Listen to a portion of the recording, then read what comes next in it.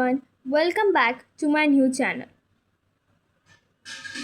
आज हम पढ़ेंगे lesson number 16 of science natural resources lecture 3। हमने हमारे प्रीवियस लेक्चर में पढ़ा था fuel, coal, national institution, mineral oil, natural gas, do you know, characteristics of CNG। तो आज हम पढ़ेंगे liquefied petroleum gas LPG। Petroleum gas, let's start. Petroleum gas is obtain during refining of crude petroleum. इसका मतलब है crude petroleum को साफ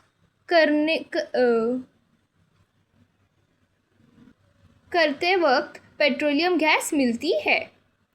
crude का मतलब होता है कच्चा, रॉ, अनरिफाइंड, जो अभी साफ नहीं किया गया हो। Petroleum gas is transformed into a liquid by subjecting it to high pressure and reducing its volume to 1 and 240 of the original। इसका मतलब है पेट्रोलियम गैस को हाई प्रेशर से दबाकर उसका साइज बहुत छोटा करके लिक्विड बनाया जाता है। It is stored in thick walled steel cylinders so that under pressure it remains in the liquid state. As it comes out from the storage cylinder, it is transformed back into a gas. This gas contains mainly two components, propane and butane, in the ratio 30-70. It is an odorless gas, but a small amount of a chemical called ethyl mercaptan, which has a strong characteristic odor, is added to it. इस gas को strong cylinder में pressure के अंदर liquid form में store किया जाता है और बाहर आते ही ये वापस गैस बन जाती है। इसमें मेनली प्रोमेन और बुटेन होते हैं और स्मेल के लिए एक केमिकल ऐड किया जाता है। This helps to detect any leakage of LPG gas immediately and thus avoid any accident। इसे LPG गैस का लीक तुरंत पता चल जाता है और एक्सीडेंट होने से बच जाता है। Use your brain power। The demand for fuel has increased greatly due to rapidly growing population, but the reserves of fossil fuel are limited। इसका मतलब है पॉपुलेशन बढ़ने से फ्यूल की डिमांड बढ़ गई है, लेकिन फॉसिल फ्यूल लिमिटेड होते हैं। It is becoming difficult to meet the increase demand. The likelihood of the resource getting exhausted is known as the energy crisis.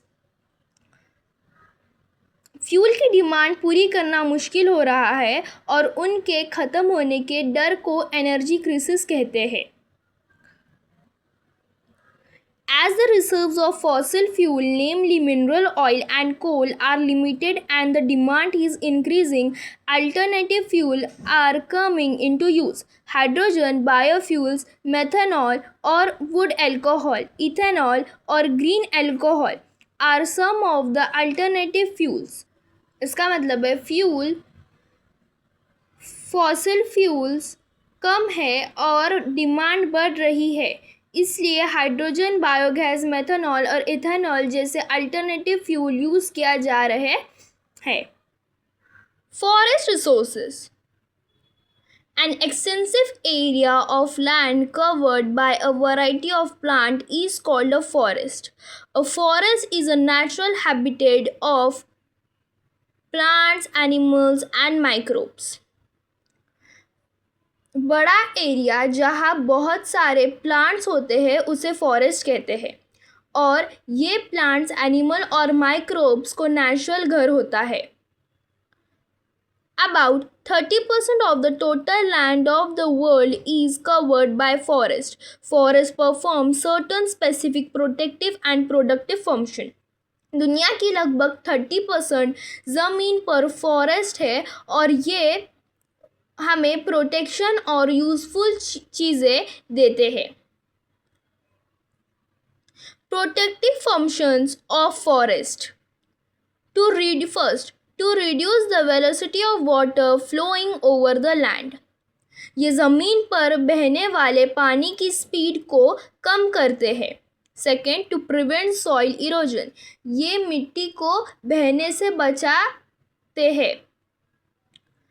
Third, to help percolation of water into the ground, ये पानी को ज़मीन के अंदर जाने में मदद करते हैं।